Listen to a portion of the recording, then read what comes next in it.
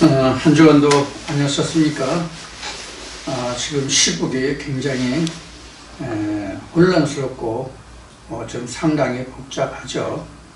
이런 때일수록 여러분들이 맡은 바 자리에서 그 소임을 다하는 그런 마음가짐을 가져주시기 바랍니다.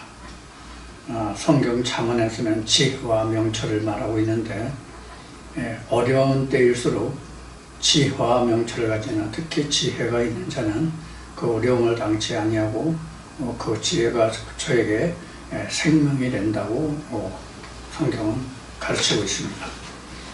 이런 때일수록 여러분들이 무엇이 옳고 그른지 바르게 판단하고 바른 마음 자세로 이러한 난국을 타개해 갈 수 있는 지혜를 가져주시기를 바랍니다.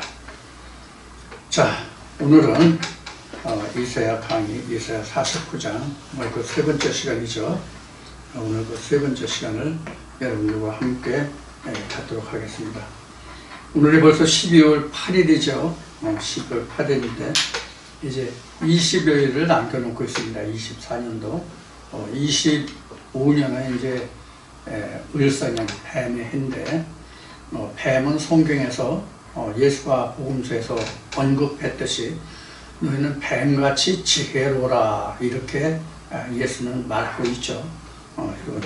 뱀같이 지혜로운 그러한 지혜를 가지시기를 바라고, 자, 이사야 49장 지난주까지 두 번째 시간까지 가졌는데 이번에 세 번째 시간으로 이사야 49장 19절부터인가요? 19절까지 했나요? 자, 19절부터 다시 반복해서 시작을 하겠습니다. 19절부터 대저 내 황폐하고 적막한 곳들과 내 파멸을 당했던 땅이 이제는 거민이 많음으로 좁게 될 것이며 너를 삼켰던 자들이 멀리 떠날 것이니라. 이제 앞에서도 여러분들에게 말씀을 드렸듯이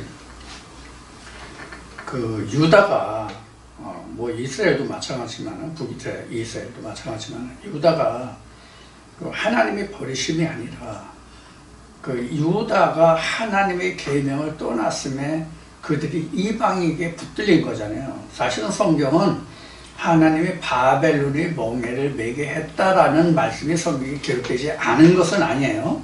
바벨론 멍에를 매게 했다, 그렇게 하겠다라고 성경은 증거하고 기록하고 있기 때문에 우리가 표면적으로 보기는 하나님이 유다를 바벨론의 그 종살이를 하게 했다, 이렇게 말할 수 있죠. 표면적으로 봐서는. 그러나 그 내면적으로 들어가면 유다가 왜 바벨론 느부갓네살의 멍에를, 즉 종살이를 하지 않으면, 우리나라로 보면 식민 지배에, 그 바벨론의 통치하에 들어가지 않으면 안 되었던가 하는 것은 유다 백성들이 하나님의 계명을 지키지 않았기 때문에, 떠났기 때문에 그렇잖아요. 그래서 앞에 나왔나? 뒤에 나오나? 내가 그 이혼 증서를 내가 너에게 준 적이 있느냐, 이렇게 그 말씀하고 계시잖아요. 바로 그게 그런 거거든요.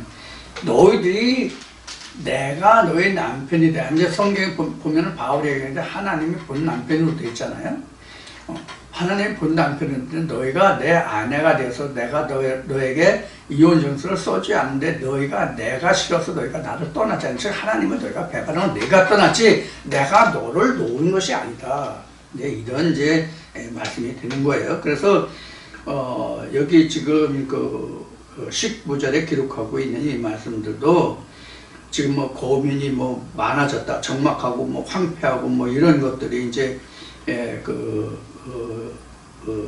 거민이 많고 그래서 사람이 차고 넘쳐가지고 이러고 너를 압제하고 압박하고 너를 다스렸던 그 자들이 떠나갈 것이라, 이렇게 이야기하고 있는데, 이것은 결국 바벨론의 포로가 됐던 유다가 자기들로 인해서 그 돌아서게 한 게 아니라 사실은 하나님의 은혜 안에서 돌아서게 한 거죠. 이게 무슨 얘기냐면 이스라엘 백성들 스스로 바벨론을 고역하고 바벨론의 손에서 벗어난 것이 아니라 말씀하신 고레스를 인하여 그들이 지금 19절에 기록한 이러한 역사를 기록하게 되잖아요. 이게 이제 현재 우리로 봐서도 똑같은 거예요. 이스라엘 백성들도 그래서 고레스가 앞에도 얘기했듯이 이 당시에는 고레스를 말할 수 있지만 역사적인 기록으로는 표면적으로 고레스가 나왔으니까 실제적으로 고레스에 의해서 바벨론이 멸망하고 고레스가 그 포로됐던 자들의 본토 귀환 정책에 의해서 유다가 그 다시 세워질 수 있었던 거예요. 즉 유다보다는 예루살렘이 다시 재건될 수 있었던 거잖아요. 그래서 유다가 재건됐다고 성경은 기록하고 있는 것이 아니라 예루살렘이 재건되었다라고 기록하고 있는 거예요. 즉 성전이란 말이에요. 이런 의미를 우리가 이 말씀 속에서 짚어볼 수 있으면, 그럴 수 있다면, 그럴 수 있으면 지금 이 말씀에서 기록하고 있는 바와 같이 우리가 현재의 입장에서는 이것을 어떻게 말할 수 있겠느냐 하는 의미에서 그동안 바벨론과 고레스가 실제로는 지금 말씀드린 것이 실제로는 이러한 역사적인 기록과 배경이 있지만 현재 우리로서는 어떠한 것이다라고 그동안 쭉 말씀을 드렸던 거예요. 뭔지 이제 기록을 해 주시길 바라요. 자, 20절 보겠습니다. 고난 중에 낳은 자녀가 후일에 내 귀에 말하기를 이곳이 우리에게 좁으니 넓혀서 우리로 거처하게 하라 하리니. 이것은 고난 중에 낳은 자녀라고 하는 것은 지금 유다 백성들로 놓고 보면은 그 바벨론이 치리하에 있을 때가 바로 고난 중에 있는 거잖아요. 그래서 그러한 중에 자녀가 후일에 내 귀에 말하기를, 즉 후손들이 말하는 거죠. 내 귀에 말한다니까 후일에 있는 사람들이 말하는 거죠. 그러니까 압제를 당했던 그 사람들의 귀에 훗날에 그 노임을 받은 그런 사람들의 입에서 고난을 받았던 그들에게 말하기를 이곳이 우리에게 좁으니 넓혀서 우리로 거처하게 하라. 즉 거처할 처소가 좁으니 처소를 넓히라. 이건 쉬운 얘기로 지경을 넓히자는 얘기잖아요. 자, 그럼 우리가 이제 이스라엘의 회복 역사를 성경에서 역사적인 회복 역사를 보면은 사실 그 바벨론이 멸망하고 고레스가 메대와 바사 즉 페르시아를 건국하면서 그 포로들을 해방시켜서 본토로 보냈을 때 사실 유다 백성들 중에 돌아온 사람이 뭐 얼마나 됐어요? 사실 그렇게 많지 않아요. 우리가 가장 잘 아는 게 학사 에스라죠. 학사 에스라를 알 수 있어요. 이런 사람들에 의해서 그 후에 이스라엘 백성들의 영적 부흥을 놓고 보는 거예요. 사실 유다가 바벨론에서 멸망해가지고 고레스 왕 바사 때 그 귀환해서 예루살렘이 중건되긴 했지만 사실 유다라는 나라가 다시 세워진 건, 그 유다라는 나라가 다시 세워졌다고는 볼 수 없단 말이에요. 예루살렘의 중건이고 그로 인해서 우리가 하나님께 범죄했으니 우리가 다시 그 하나님께로 돌아가자. 이것이 학사 에스라의 운동이었잖아요. 그래서 그 옷을 찢고 울고 물고 뭐 이런 말씀이 그래서 이제 그 에스라서마에 보면은 나오죠. 그래서 우리가 여기서 지금 그 학사 에스라가 그 하나님의 나라에 그 여호와의 율법을 선포하고 우리가 전에는 이렇고 해서 그 이스라엘 백성이 울고 물고 했을 때 오늘은 울 것이 아니라 우리가 기뻐 즐겨 이렇게 했잖아요. 우리도 이와 같은 똑같은 과정이 필요해요. 이게 바로 뭐냐면 학사 에스라가 하나님의 율법을 선포하고 이스라엘 백성에 다시 율법을 들렸을 때 우리는 똑같은 율법으로 생각하면 안 된단 말이에요. 율법이라는 건 사실 표면적인 게 율법이거든요. 근데 우리가 율법이라고 하면 여기서 두 가지를 우리는 이제 얼른 떠올려야 돼요. 그럼 두 가지가 뭐냐면 표면적인 율법과 이면적인 율법. 사도 바울의 로마서 7장 말미에서 8장 그 초반부에 언급한 바예요. 그래서 우리가 표면적인 율법에서 떠나서 하나님의 그 생명인 이면적인 율법으로 넘어가는 거예요. 통틀어서 율법이에요. 통틀어서 율법인데 표면적인 율법이냐 이면적인 율법이냐. 이것이 로마서에도 나오죠. 표면적인 유대인과 이면적인 유대인에서 표면적인 할례와 이면적인 할례에서 말하는 거가 똑같은 거예요. 표현은 틀리지만 내용은 틀리고 똑같은 거예요.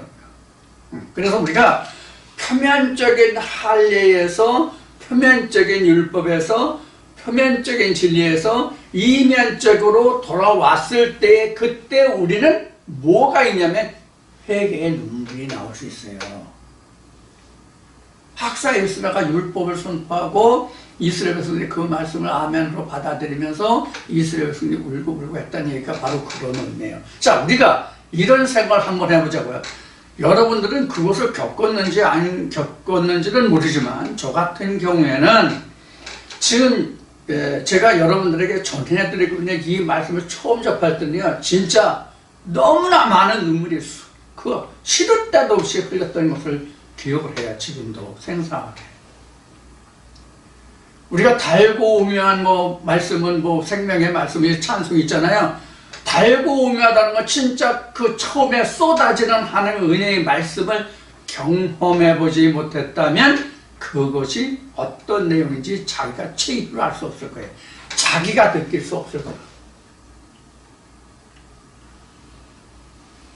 그래서 저 같은 경우를 보면 그 은혜가 임했을 때의 찬송과 그 눈물과 기도가 전혀 질적으로 다른 그런 경험을 했단 말이에요. 지금 우리도 마찬가지란 말이에요. 그래서 학사 이스라엘을 이야기하는 거예요. 이것이 이스라엘의 진짜 회복이고 예수가 복음서에서 요한복음에서 말하는 3일 만에 세우는 성전을 말하는 거예요. 지금 예루살렘 회복이. 그래서 유다를 건설한 게 아니라 예루살렘을 중건했다 재건했다 하는 거예요. 이것을 우리가 간과하면 안 된다고. 그냥 이스라엘이 해방돼서 이렇게 얘기하면 안 된다고. 실제 우리가 현재 중동 지방에 있는 이스라엘이 회복된 거는 2000몇백 년이니까 600 몇 년 만에 그 해방이 돼서 독립이 됐는데 그게 1948년인가라고요. 이스라엘이 재건되기에. 그럼 이미 성경 역사를 통해서 보면 예루살렘의 재건은 언제 이미 있었어요? 이미 바벨론이 멸망하고 페르시아가 건국됐을 때 그때 당시에 예루살렘의 재건이 있었잖아요. 그러면 그때 당시 재건됐던 예루살렘이 하나님의 뜻하시는 바요 하나님이 세우시고자 하는 예루살렘이었다면 그 예루살렘 오늘까지 남아있어야 되잖아. 그런데 방금 얘기했듯이 예수가 뭐라고 했어요? 그 후에 세워졌던 47년 만에 완성했다는 그 성전을 어떻게 하라고 그랬어요? 헐라고 그랬잖아요. 그리고 말씀하신 게 뭐예요? 3일 만에 세우는 예루살렘의 성전을 얘기했잖아요. 그 똑같은 의미로 우리는 성경을 넓은 의미에서 성경 전체는 지금 성전 얘기가 나왔으니까 사실 성전을 이야기하는 거잖아. 성전은 그건 뭐예요? 지성소잖아요. 지성소가 성전이잖아요. 뜰과 성소는 지성소가 아니에요. 하나님의 땅이 아니에요. 하나님을 알기 위해서 지성소에 가기 위해서 예비하는 장소들이 뜰과 성소예요. 지성소로 들어가기 위한. 이것을 이스라엘의 출애굽 여정으로 보면 가나안에 들어가기 위한, 가나안 땅에 들어가기 위한 과정으로 하나님은 출애굽 때의 모세를 통해서 보여주셨지만 그것이 결국은 창세기에서 말하고 있는 뭐예요? 바로 에덴 동산, 생명나무 열매가 있는 에덴 동산을 말하고 있단 말이에요. 그게 지성소잖아요. 그것을 우리는 여기에서도 읽어볼 수 있어야 된단 말이에요. 그러니까 이 말씀을 증거하다 보니까 생각나는 게 뭐냐면 이거야. 계시록에 보면 전에도 계시고 시방도 계시고 장차 오실이잖아요. 그러면 우리는 전에도 계셨다는 게 뭐냐면 성경으로 계셨던, 이렇게 말할 수 있겠죠. 성경으로 계셨다는 것은 역사적으로도 이제 역사적으로 기록된 것이니까 역사적으로 그 하나님이 일하셨던 그 하나님이 지금 내 안에 통째로 다 들어와 있는 거예요. 통째로 다 들어와서 그것이 지금 내게 역사하시니, 그래서 시방도 계시고, 그래서 우리가 이 성경은 제가 그동안 수없이 얘기했듯이 뭐예요? 자아 발견의 책이다라고 얘기를 많이 했죠. 자아 발견의 책이다. 그럼 무엇을 통해서 자아 발견이나? 성경을 통해서, 하나님 말씀을 통해서, 즉 하나님을 통해서 자아를 발견하는 것이 진짜 자아의 발견이에요. 그래서 성경은 이러한 과정을 기록한 것이 뭐냐면 호심경이에요. 그 호심경으로 들어와 있는 하나님이 지금 내게 있는 하나님이에요. 즉 성경이죠. 이것이 장차도 그 하나님이라는 거예요. 그러니까 전에도 시방도 장차도 똑같은 하나님이 되어야만 리오야단이 안 되고 첩경의 하나님, 첩경의 성경, 첩경의 예수, 첩경의 성령이 된다. 그것만이 아버지의 보좌에 갈 수 있는 것이다. 그거예요. 그 예루살렘을 지금 재건하고 있는 거예요. 우리가 그동안 예루살렘이라고 있던 것은 지금 사실 따지고 보면 여기 있는 말씀과 같이 지금 황폐하고 적막하고 적들이 들어와서 대적이 들어와서 지금 득식을 벌이는 세상이라고. 이것을 이것을 언제 우리가 알게 됐냐고.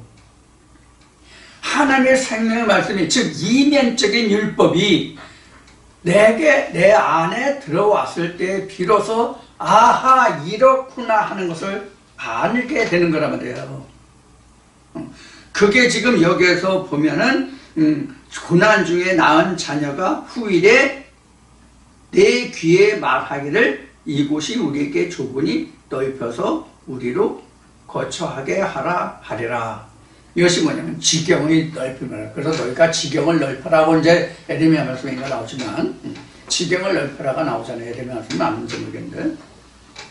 자, 이와 같이 지금 우리에게도 이와 같이 후에 지금까지 우리가 말씀을 섭렵해서 알고 있었다는 그 말씀보다 이면적인 진리 말씀, 이면적인 율법이 우리에게 오면 말씀 확장의 속도가 엄청나죠.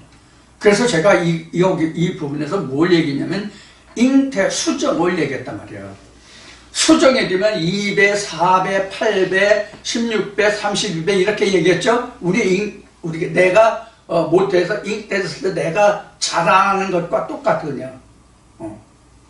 그와 같은 것에서 그와 같은 것을 예를 들어서 지금 우리의 거처가 넓게 하라. 그러니까 예루살렘이 그 확장되는 거죠. 하나님 나라가. 자, 21절. 그때에 내 심중에 이르기를 누가 나를 위하여 이 무리를 낳는고 나는 자녀를 잃고 외로워졌으며 사로잡혔으며 유리하였거늘 이 무리를 누가 양육하였는고 나는 홀로 되었거늘 이 무리는 어디서 생겼는고 하리라. 이거예요. 이것도 지금 방금 20절을 통해서 19절 20절을 통해서 말씀드린 것 같아요. 지금 전에는 우리가 겨우 사실 이게 여기는 지금 나는 홀로 되었거늘이라는 그 말씀이 21절 그 후반부 끝부분에 나오잖아요.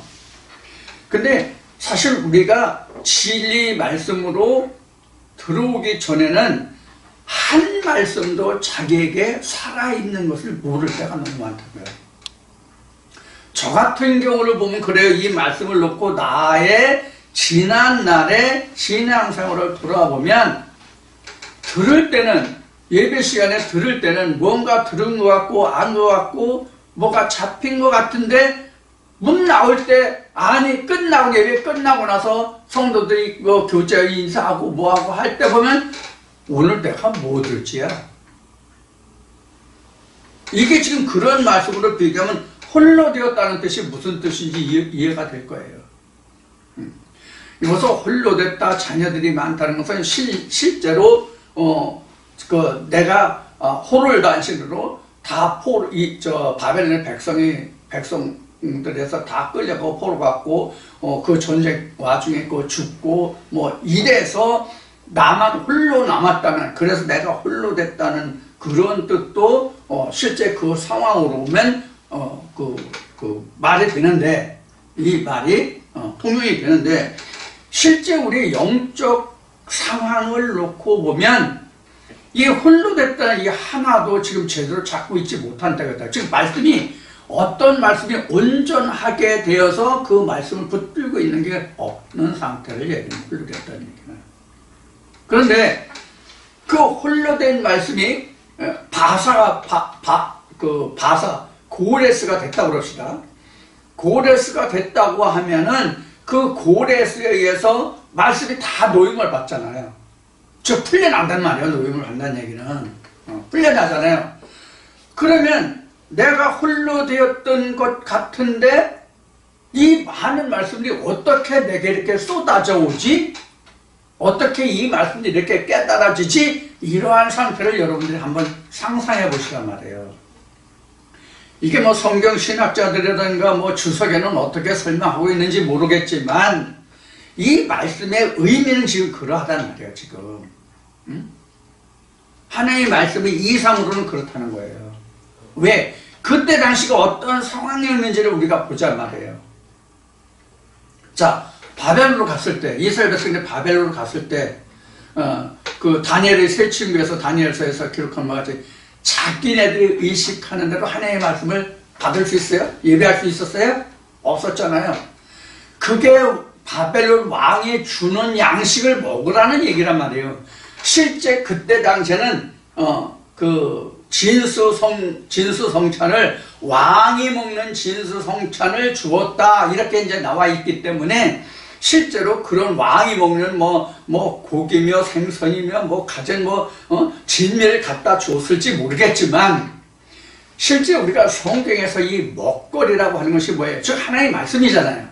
출애굽부터 쭉 이어져 오는 말씀이 복음서에서 떡이라는 말씀까지 이어서 보면 전부 다 하나의 말씀이잖아요. 그래서 바벨론 왕이 주는 그 진미를 줬다고 하는 얘기는, 왕이라는 것은 그 나라를 통치하는 사상과 이론이란 말이에요. 그것으로 다니엘의 그 친구들을 양육하려고 했는데 그거 싫어, 나 하나의 말씀만 받을 거야, 이런 얘기가 된단 말이에요. 그래서 근데 오히려 누가 더 아름다웠어요? 왕의 진미를 먹은 것보다 다른 사람은 먹었잖아요. 근데 다니엘 그 친구들은 안 먹었잖아요. 그럼 그 먹은 자와 먹지 않은 누가 더 아름다웠냐고, 준세졌냐고. 바로 이걸 말한단 말이에요. 지금 하나의 말씀을 놓고 지금 우리도 저와 함께 나누는 이 말씀으로 함께하는 자와 이 말씀으로 함께하다가 나간 자들과의 비교해 보면 누가 더 얼굴 기색이 좋을까요? 얼굴의 기색으로는 결국 그 마음의 상태가 얼굴에 나타나는 거잖아요. 누가 더 평강과 평화를 누릴 수 있고 자신감이 있고 이제 그런 거가 되겠죠. 그런 것을 우리가 생각하시면 여기서 유리하였거늘 나는 홀로 되었거늘 여기서 자녀를 잃고 이루어졌으며 이런 것은 당시에 포로가 되고 부모와 자식이 서로 갈라지고 그랬기 때문에 이렇게 기록하고 있는 거지만, 우리 현재로 보면 지금 나는 홀로 됐고 자녀를 잃었다는 것은 하나님이 우리에게 아버지가 되잖아요. 그럼 하나님이 잃고 나왔으면 자녀를 잃은 거죠. 또 양육자들이 그 양육자는 자를 잃어버렸으면 그 자녀를 잃은 거죠. 이스라엘의 방백들을 놓고 유다의 방백들을 놓고 보면 자녀를 잃은 거죠. 그런 여러 가지 관계를 설정해서 생각해 보시면 이것이 무엇을 뜻하는지 이해가 되실 겁니다. 22절에 나 주 여호와가 이르노라. 내가 열방을 향하여 나의 손을 들고 민족들을 향하여 나의 기후를 세울 것이라. 그들이 내 아들들을 품에 안고 내 딸들을 어깨에 메고 올 것이며, 이게 바로 뭐냐면 예루살렘의 중건이잖아요. 이스라엘 회복이잖아요. 아들들이라는 것은 우리가 이제 지금 얘기했듯이 고레스 왕이 하나 선다면, 즉 내게 그동안 포로로 붙잡혀있던, 그러니까 하나님의 말씀을 역사되지 못했던 그런 말씀 내게 많이 있잖아요. 그동안 그 교회 다니면서 들었던 말씀들이 많이 있잖아요. 그 말씀이 다 풀려온단 말이에요. 그럼 그들의 어깨에 품에 있던 있던 그들의 포로로 붙던 그들이 다 내게로 돌아오잖아요. 말씀이 살아오잖아요. 그런 모습이 이제 여기서 이제 그려지는 거예요. 그래서 거기서 기호를 세우고 뭐 민족들을 향하여 나의 기호를 세울 것이라고, 하나님의 기호죠. 그러니까 기호라는 것은 나의 기호라는 거. 이게 여기서 이때 당시에 유다 백성들 어떤 기호, 이스라엘의 기호, 그런 기호를 얘기하는 게 아니에요. 기호라는 것은 깃대예요. 깃대, 기호. 기호 선거할 때 작대기 하나 두어서 기호 1번, 2번 이런 게 아니라 깃발이에요. 깃발. 기호, 여기서 기호는 제가 여기서 말하고 있는 여기서 기호는 깃발입니다. 깃발은 여호와의 깃발이에요. 여호와의 이시죠. 여호와의 깃발. 세울 것이라. 그들이 내 아들을 품에 안고 내 딸들을 어깨에 메고 올 것이라. 우리가 말씀을 들을 때마다 이런 역사가 사실이 일어나야 돼요. 말씀들이 계속 산하 역사 이런 생각이 나. 그래서 이게 요한복음 4장에 보면 우물이 돈다고 그러나? 생동한다고 그러나? 그렇죠? 가끔 천사가 내려올 때 물이 동하는데, 그때 어떤 병에 걸린 자든지 들어가면 나음을 받는다고 그러죠. 이게 그 얘기와 같은 거예요, 지금. 문자로는 전혀 다르잖아요? 문자로는 전혀 다른데, 여기서 아들들을 품에 안고 내 딸을 어깨에 메고 올 것이라, 이게 똑같은 거라고, 결국. 물이 동하면, 즉, 어떠한 말씀을 인해서 그 말씀이 힘을 얻게 되면, 깨달아져야 힘을 얻는 거잖아, 그 말씀이. 깨달아지면 그 말씀을 인해서 물이 막 돈다고. 그 안에 있던 말씀들이 다 돌잖아. 여호와의 말씀이 물이잖아. 예레미야 2장 17장을 통해서 하나님의 말씀이 물이라고 그랬잖아요. 물론 이 물이라고 하는 것은 예레미야를 예를 들었지만, 사실 물이라고 하는 것은 어디서부터 왔냐면 창세기 1장 2절부터 물이라고 되어 있는 거잖아요. 자, 그래서 22절이 그런 의미로 우리가 들였다 볼 수 있고요. 23절을 보면 열왕은 내 양부가 되며 왕비들은 내 유무가 될 것이며 그들이 얼굴을 땅에 대고 내게 절하고 내 발의 티끌을 핥을 것이니 내가 나를 여호와인 줄 알리라. 나를 바라는 자는 수치를 당하지 아니하니라. 그래서 열왕이 양부가 되고 왕비들은 내 유무가 될 것이라는 것은 바로 뭐냐면, 그동안 어떤 말씀에 사람마다 크게 붙들고 있는 말씀이 있잖아요. 또 그 말씀들을 붙들고 그 말씀을 또 뒷받침하는 말씀들이 있잖아요. 그런 것들이 여기에서는 이제 양보와 유무가 된다, 이렇게 볼 수 있어요. 왜냐하면 거기서부터 시작해서 자라난다는 얘기예요. 이게 어떤 것과 같으면, 사도 바울이 어렸을 때는 주인이 아들이라 할지라도 어렸을 때는 청지기 아래 둔다, 이런 말이 있잖아요. 마찬가지예요. 지금 양부와 유무가 지금 청지기 역할을 하는 거거든요. 거기서 자라가지고 완전하게 되면, 여기서 있는 바와 같이 이제 그들이 이제 티끌을 핥고 내가 여호와인 줄 알고 나를 파는 수치를 당하지 않으리라, 이렇게 되는 거예요. 그래서 그들이 얼굴을 땅에 댄다는 얘기는 바로 장성하게 되면, 양부와 유무 밑에서 장성한 자가 되면 양부와 유무가 꿇는 거잖아요. 이게 바로 뭐냐면, 그래서 청지기와 비교를 하는 거예요. 그래서 나중에는 청지기 아래에 있을 때는, 어렸을 때에는 양부와 양모가 커 보이잖아요. 근데 아들이 장성해서 성인이 되면 자기 수하잖아요. 이런 의미가 이제 꿇는다는 의미예요. 그런 의미입니다. 그냥 우리가 말씀에 깨달아져서 온전하게 하나님의 양식으로 오게 되면 그 전에 있던 말씀이 그 말씀 앞에 아래에 들어오잖아요. 꿇는다가. 바로 그런 거는 복종된다 이런 의미로 이제 해석하면 돼요. 그런 의미가 이제 23절에 기록하고 있는 그 말씀이에요. 그러면은 우리가 이제 말씀이 이렇게 깨달아지게 되면 그 말씀들에 의해서 내가 수치를 당할 필요가 없고 그때 그래서 이것이 진짜 여호와 하나님이구나 하는 것을 알게 되잖아요. 그래서 여기 뭐야 23절에 그래서 그때에 비해서 내가 나를 여호와인 줄 알리라 이렇게 된 거예요. 하나님의 실체가 무엇인지 알게 되는 거예요. 말씀이 이렇게 깨달아져야만 말씀이 깨달아지지 않으면 사실 우리가 그 단원적으로 단에서 그 설교를 하고 설명한다 할지라도 내가 그것이 완전히 깨달아지고 받아들여지지 않으면 어떤 형태가 되냐면 그런가 저런가 이런 물음표가 생기잖아요. 근데 우리가 전에도 얘기했듯이 제가 얘기했잖아요. 물음표가 생기면 굉장히 발전할 수 있는 가능성이 내재되어 있는 거야. 근데 우리는 물음표를 달질 않아. 그냥 그런가 합니다. 그런가 합니다. 사실 그런가 합니다. 그런가 합니다. 그럴까 합니다. 이라고 얘기는 하죠.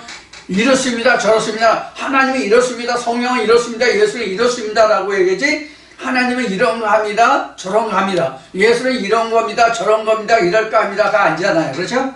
모든 교회에서 설명되는 것이 전해지는 것이 단원적으로 단정적으로 전해지고 설명되지 그 어떤 그 여운을 남기는 그런 설교는 없잖아요.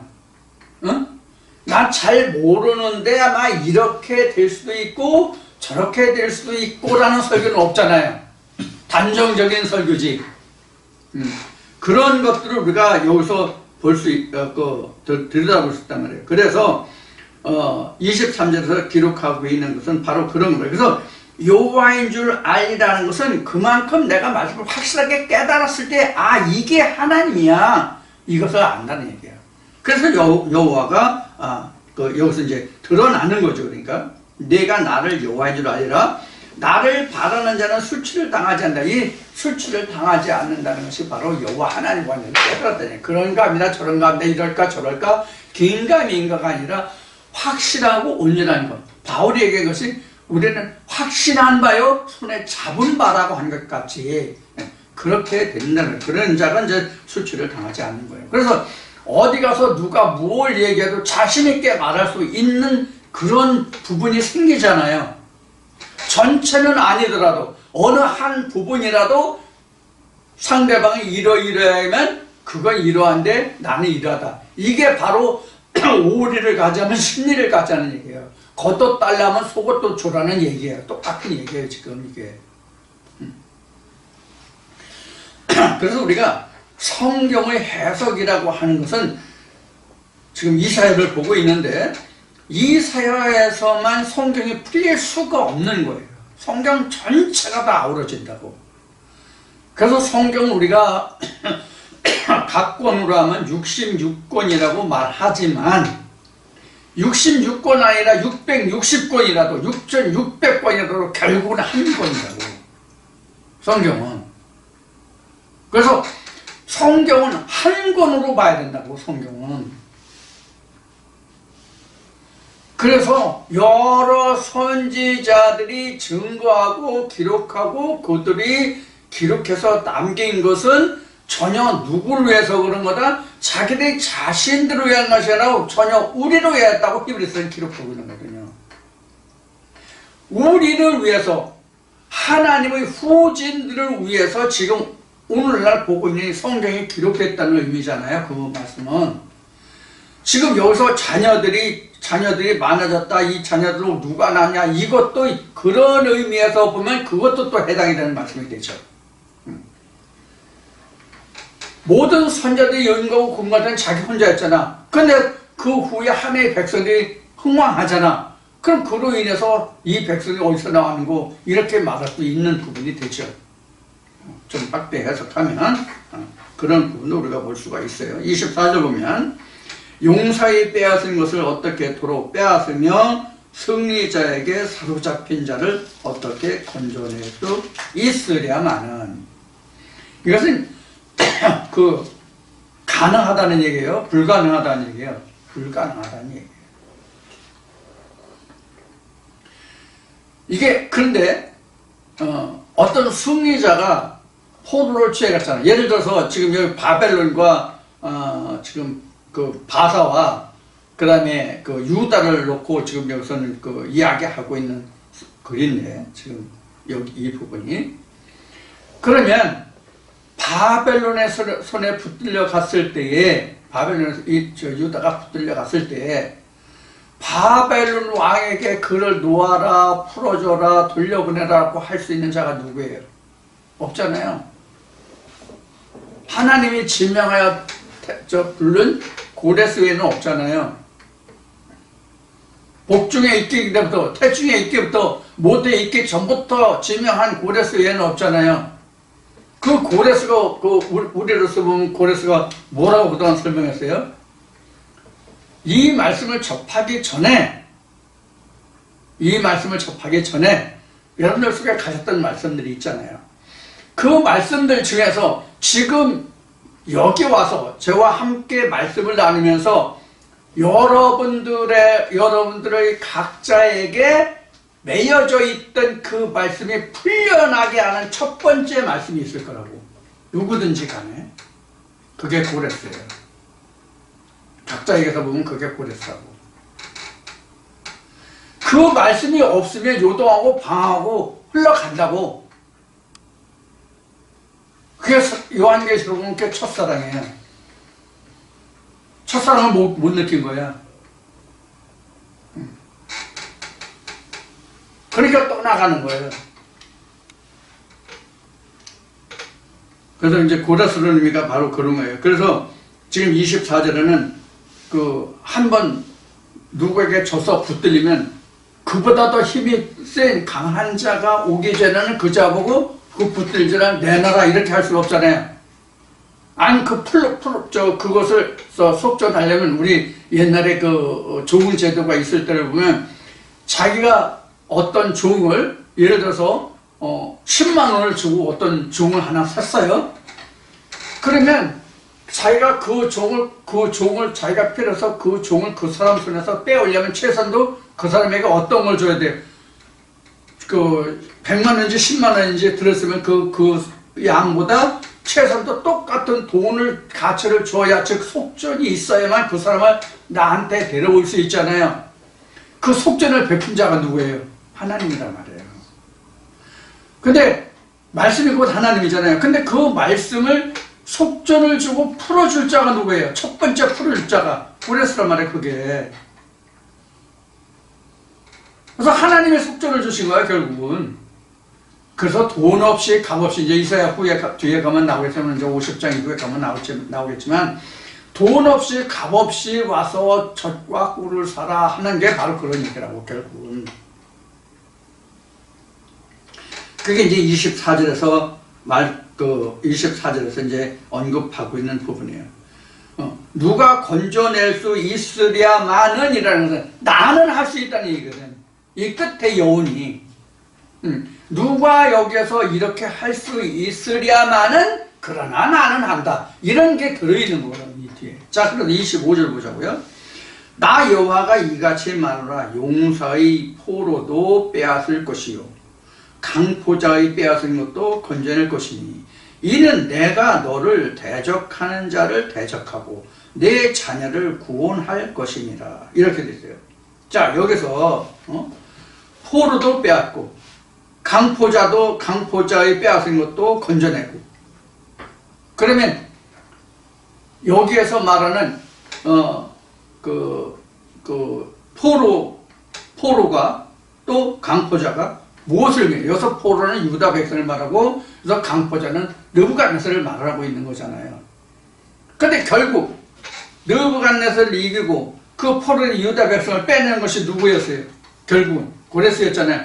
그래서 앞에 말씀드리길 그래 역사적으로는 실제로는 우리가 성경 역사에서 표면적으로 이렇게 나타났지만 고레스가 바벨론을 무너뜨리고 고레스가 들어서면서 고레스 원년에 이스라엘 백성들의 그 귀한 정책으로 해서 이스라엘 백성이 다시 회복되는 예루살렘이 회복되는 그런 역사가 일어나잖아요.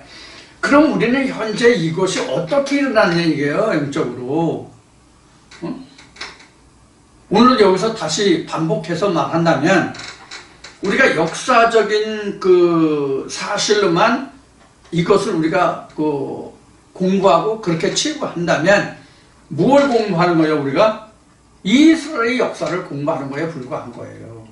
하나님과는 전혀 무관한 이스라엘의 지난날 겪었던 그 고통스러웠던 그 시대를 돌이켜서 우리가 이스라엘 역사를 공부하는 거예요. 자, 좋아. 그럼 이스라엘 역사를 공부한다. 그럼 이스라엘이 뭐가 이스라엘이냐 하는 것을 우리가 성경에서 찾아봐야 되죠. 이스라엘은 신명기에서 분명히 주의 백성 이스라엘이거든. 이스라엘은 하나님의 다스림을 받는 자들, 또 하나님으로서 다스리는 자들이 이스라엘이잖아요. 그러면 이것이 실제로 오늘날 그 신정 국가가 있어서 하나님으로 다스리는 나라가 있어요? 지금 중동에 있는 이스라엘과 하나님으로 다스리는 나라가 아니란 말이에요. 표면적으로 이면적으로 다 그렇다고. 자, 우선 표면적으로 보자고요. 이스라엘이 지금 그 중동에 있는 이스라엘이 신약을 믿는다고 그래요? 안 믿는다고 그래요?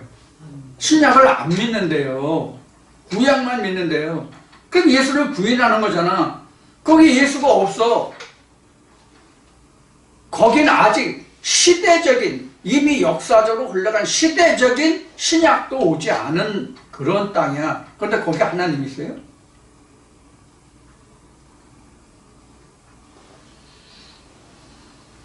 예수를 요셉의 아들로 인정하지 하나님의 아들로 인정하지 않는 거야. 이것은 뭐를 얘기하는 거예요? 뭘 얘기하는 거예요? 진짜 영적인 하나님의 아들이 올 거로 생각하는 거예요. 우리 사람의 이런 것 같이 진짜 요셉과 마리아를 통해서 낳은 그런 메시아가 아니라 진짜 하늘에서 뚝 떨어지든지 하늘에서 솟아나든지 이런 예수를 기다리는 거라고 그들은 아직도. 모세가 시내산에서 돌들을 받아오듯 하늘에서 그렇게 뚝 떨어질 거로 생각하는 그런 모양이라고. 이 이야기가 나오니까 오늘 아침도 그 제 친구 중에 한 장로님이 지금 이제 기독교 절기로는 예수가 지금 이제 크리스마스가 이제 얼마 안 남았으니까 예수가 무슨 절기 그런 거 지금 지키고 있죠. 그래서 오실 예수님을 기다리는 하나님이 사랑하시는 목사님 이렇게 이제 아침에 카톡으로 메시지가 왔어요. 매주 메시지 온다고 여러분들 소개해드린 것 같은데, 그래서 제가 아침에 그랬어요. 그 카톡을 읽으면서 너는 오실 예수님을 지금 섬기고 기다리지만 나는 이미 오신 예수님과 동행하고 있다. 나는 에녹과 같이 300년 동안 지금 동행한다는 그 말씀하신 나는 지금 와 계신 예수님하고 동행한다. 너 지금 오실 예수 기다리냐? 너 언제 올지 모르는데 너 죽어도 안 올 텐데 어떡하냐? 내 속 생각이 그런 거예요. 사실 이런 것과 똑같은 거예요. 지금 여기 25절의 결빙이 말씀이. 그래서 1인 강포자에게서 그 빼앗은 것도 건져내고 대적하는 자들을 대적하고 이런 일을 할 수 있는 현재 역할은 뭐냐는 거예요. 현재 역할을 누가 하냐는 거예요. 이게 고레스라는 얘기예요. 이 부분이. 그래서 이미 앞절부터 고레스를 지금 계속 얘기하는 거예요. 지금 47장에부터 고레스 얘기했죠? 그래서 우리가 그 성경을 상고한다고 하는 것은 성경 본문을 상고하는 게 아니에요.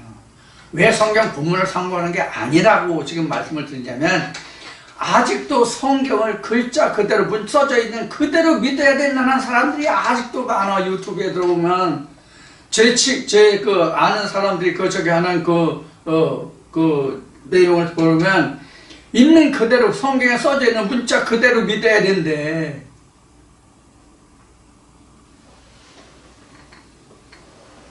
자, 여기서 이제 문제 하나 우리가 화두를 던져봅시다. 문제의 화두를 하나 던져봅시다.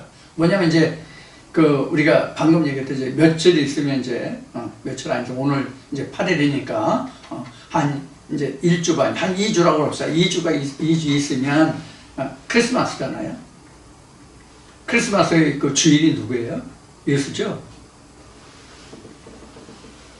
그러면 예수가 오실 예수를 말하면 2000년에 온 예수를 말하면 지금 예수가 오면 성경 문자들을 그대로 믿는다는 것을 전제하고요. 그렇게 주장하는 사람들이 아직도 많으니까. 그러면 예수가 이 땅에 온다면 어떻게 된다는 얘기예요? 결국이 십자가에 죽어야 된다는 얘기예요. 결국은 누구에 의해서? 기다리는 사람들에 의해서. 예수가 오기를 재림을 기다리는 그들에 의해서 그가 다시 십자가에 달려야 된다는 얘기예요. 왜? 그래야만 그들에게 구원이 있잖아. 예수가 말한 거로야 하면 내가 십자가에 달려야 많은 자들이 구원을 얻고 내게로 돌아오리라고 말씀하셨잖아. 그리고 실제로 유대인들이 자기네들이 사람을 죽일 수 있는 법이 없었다고. 로마법에 의지해야만 사람을 죽일 수가 있었어. 즉 형법이 없었단 말이야. 지방관리법은 있었지만은 지방법은 있었지만 중앙에서 관리하는, 그러니까 로마 황제가 관리하는 사형 집행권은 없었거든. 그러니까 예수를 어떻게 내줬어? 그래서 빌라도가 나온 거예요. 그래놓고는 자기네들이 죽여달라고 해놓고는 누구에 의해서 죽었다고? 누구한테 고난받아 죽었다고?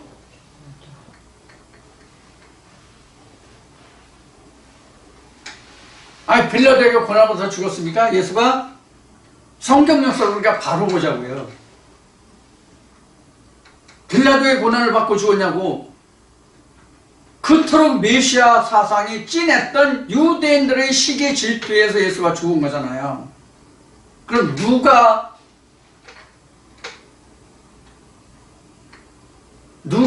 그에게 진짜 박대했어요? 누가 고난을 당하게 했냐고.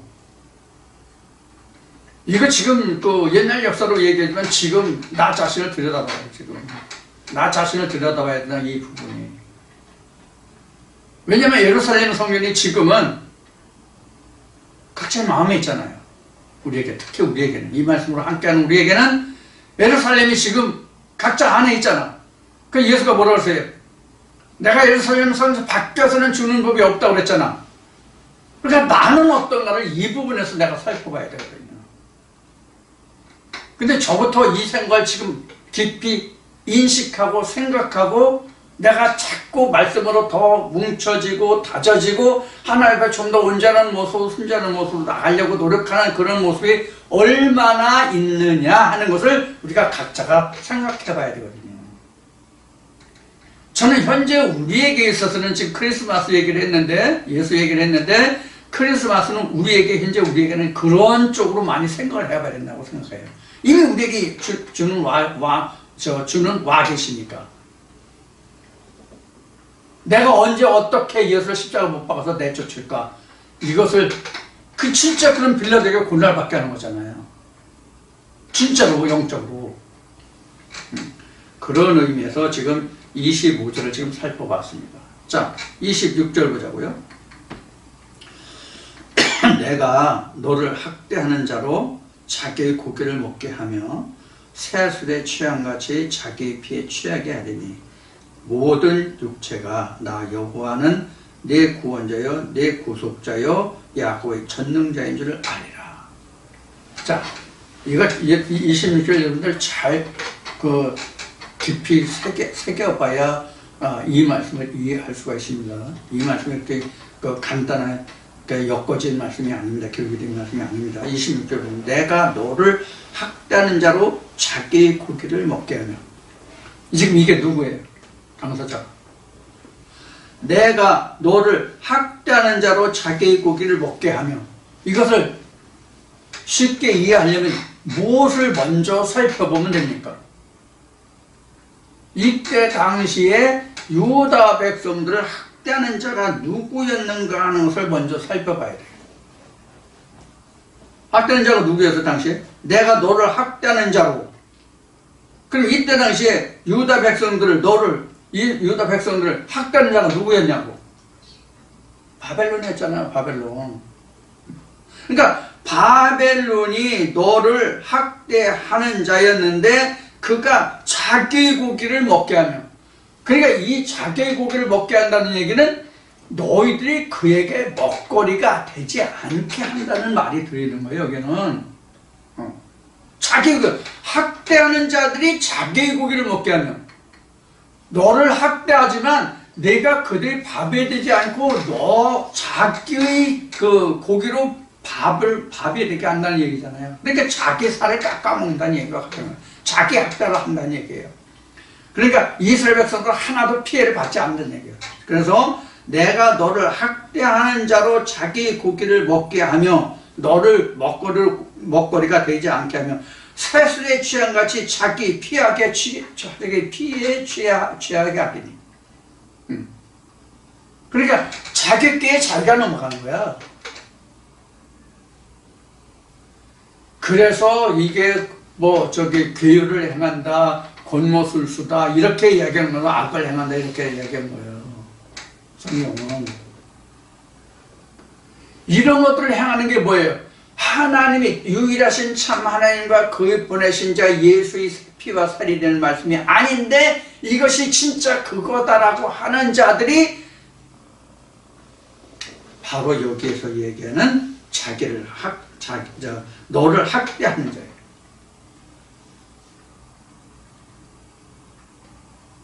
이렇게 해서 여러분들 쉽게 이해가 안 되면 이런 얘기를 들어서 조금 전에 다니엘 얘기를 했잖아요. 다니엘이 지금 느부갓네살이 먹는 진미를 갖다 줬는데 안 먹는다고 그랬잖아요. 그것을 놓고 생각해 보세요. 그럼 나는 그 말씀이 아닌데, 그게 하나님의 말씀이 아닌데 이게 하나님의 말씀이라 하면 어떻게 되는 거예요? 이게 학대잖아요. 이거보다 더 큰 학대가 어디 있어요? 이게 교회에서 다 그러잖아요. 믿어지지 않는데 믿으면 됩니다. 믿으면 됩니다. 꼭 다 알아야 됩니까? 믿으면 됩니다. 성경을 보시면 믿으면 이렇게 얘기하는 거예요.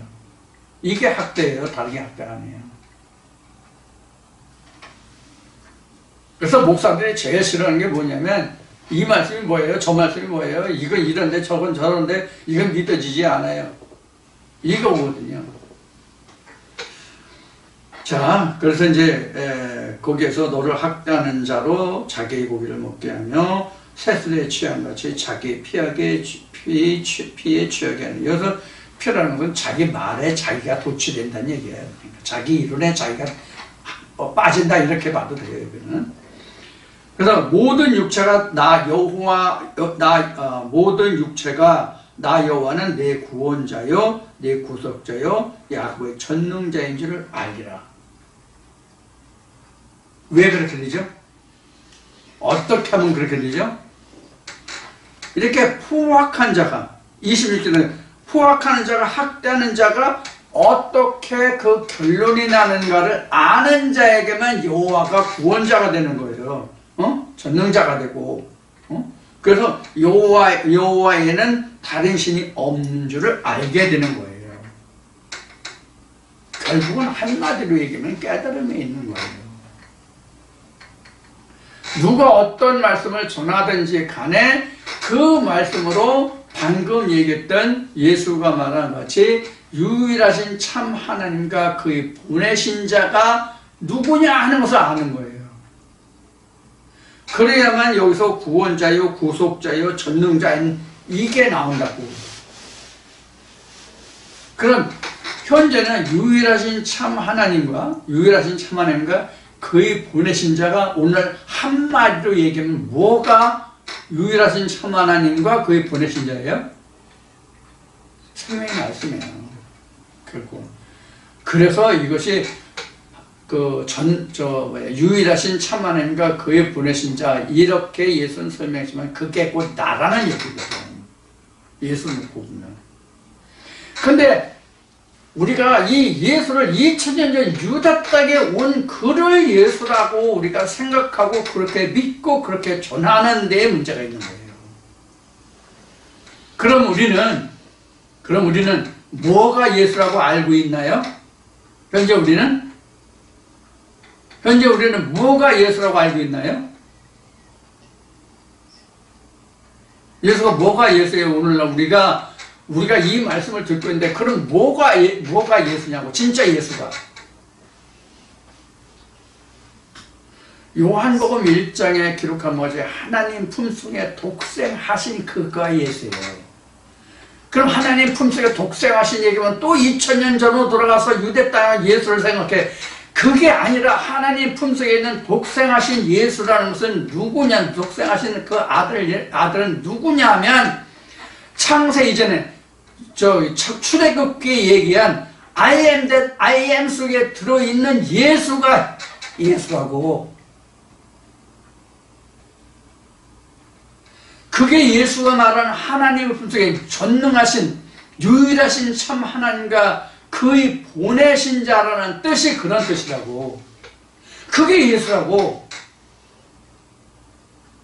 즉 예수는 여기다 그런 얘기예요.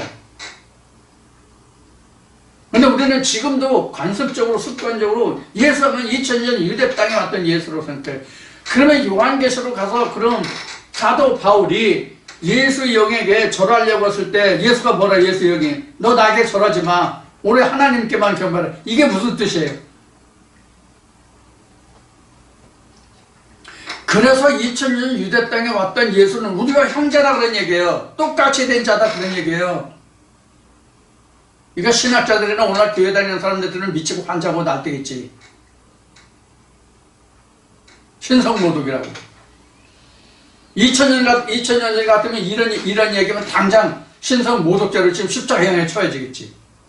바로 예수가 그거란 말이에요.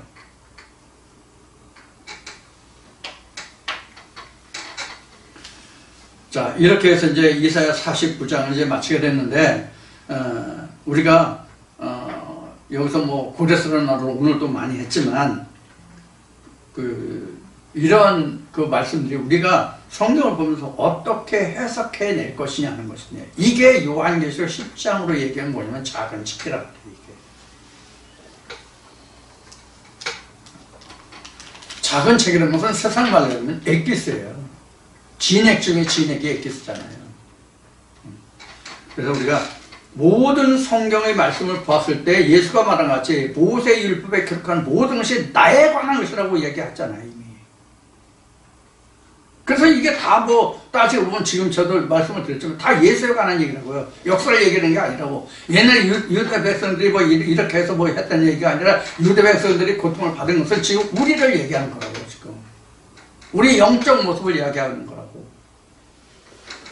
자, 이러면은 우리가 잘 깨달아서 이사야가 지금 유다 백성들에게 무엇을 말하고 있는지를 깨닫는다면 현재 내게 하나님의 말씀이 된 말씀이 된 이사야가 지금 내게 하나님의 음성을 어떻게 전하고 있는지, 어떤 말씀을 들으라고 하는지를 우리가 읽어낼 수 있을 것입니다. 이사야 49장 여러분에게 좋은 생명의 말씀이 되기를 원하고, 잠시 쉬었다 다시